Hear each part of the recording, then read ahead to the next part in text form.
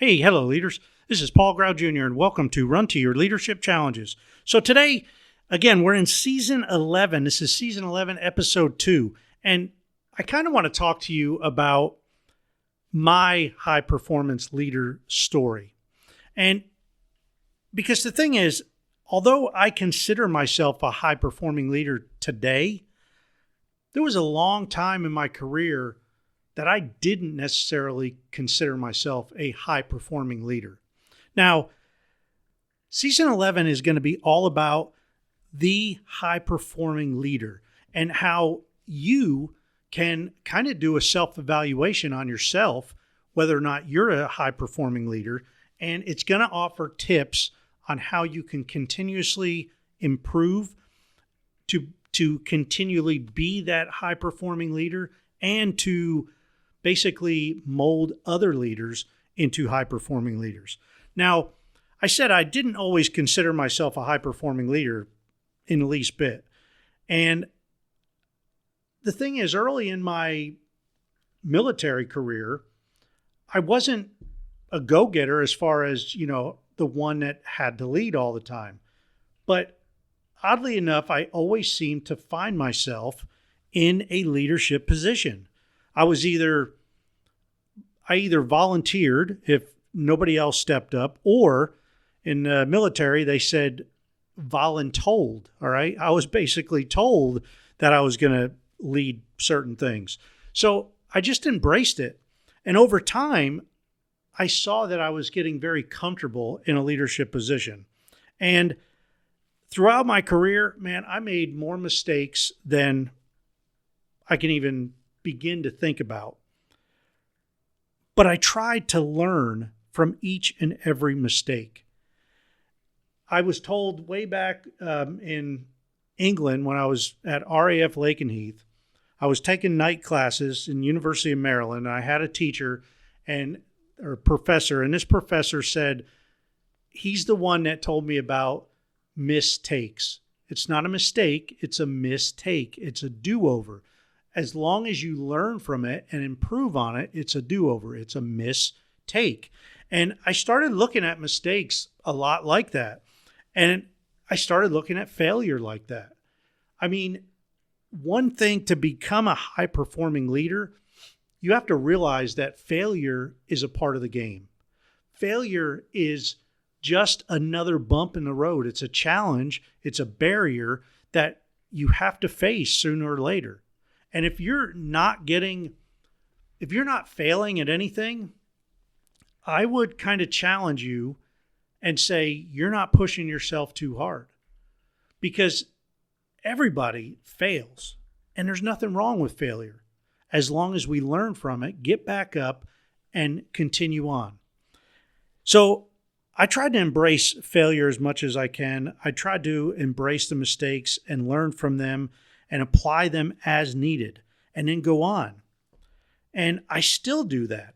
I still screw up royally. I still make major mistakes, but I try to learn from those mistakes. I try to improve what I'm doing based on those mistakes and those failures, and I try something new.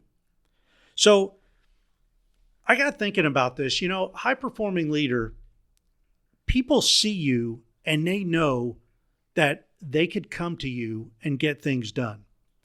If you want to know who the high-performing leaders that you work around are, just observe who people go to when things need to get done, or when nobody else knows anything about it. Who do they go to? That's a high-performance leader, because people know that they can always count on that person. And as I continued on through my military career, I feel in a lot of situations I became that person. And I wasn't always that person by any means, but I was to many people in certain areas. And there was a lot of areas that I wasn't. And if somebody came to ask me, I'd be like, I'm not sure about that, but I think I know who we can go to find out. And I never took any shame in that.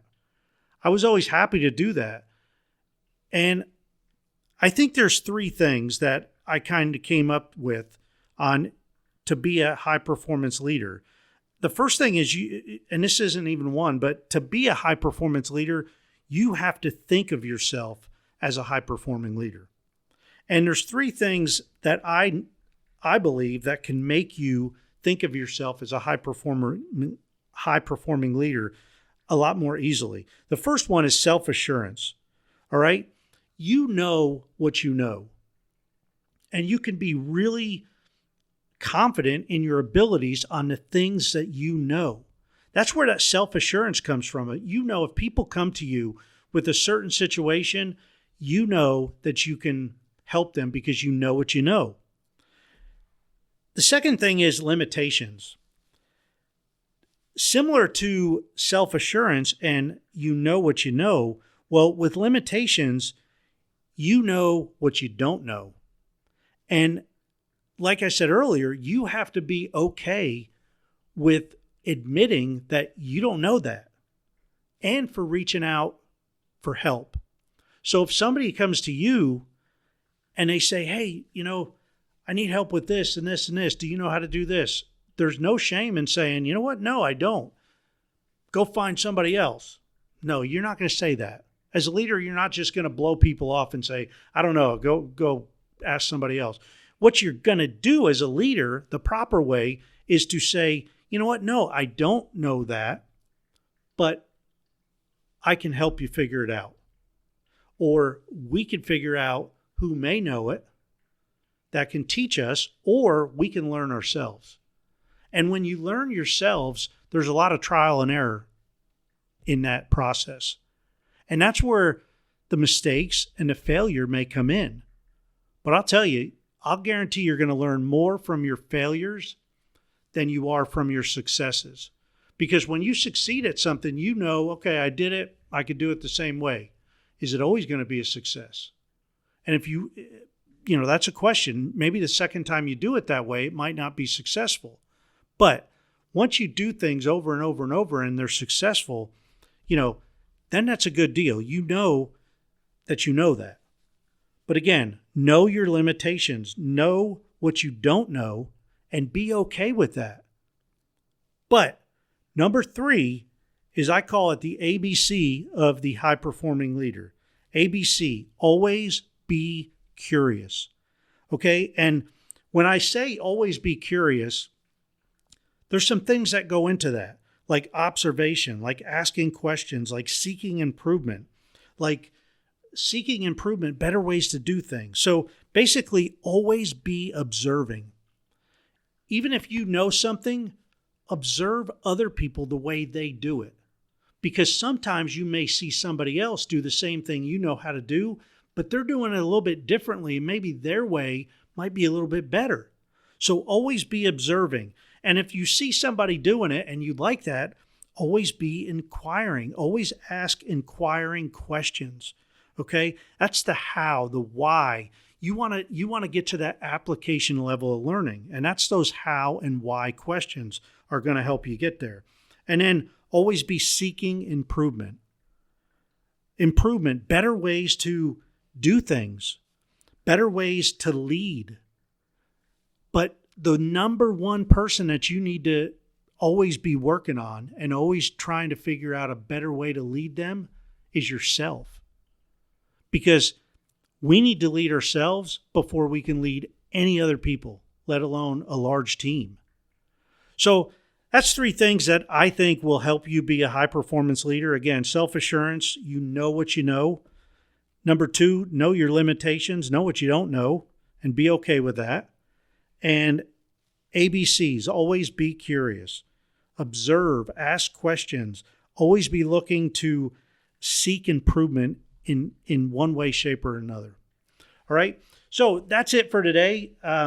Tomorrow, we're going to talk about more of this high-performing leader stuff. I'm setting up some interviews now. If you know of anybody that's a really good high-performing leader, I would love to have them on here. I would love to talk to them. And if they don't want to get on, I would love to talk to you. I would be willing to interview you, and you could tell me why you think a leader that you have or have worked for was a high-performing leader. So you can always reach out to me at paul@clcteam.com, and I promise I'll get back with you. And in the topic or the subject on the email, just say, interview, possible podcast interview or something like that. I'd be happy to have you on. So have a great rest of your day. And until tomorrow, run to your challenges. We'll see you.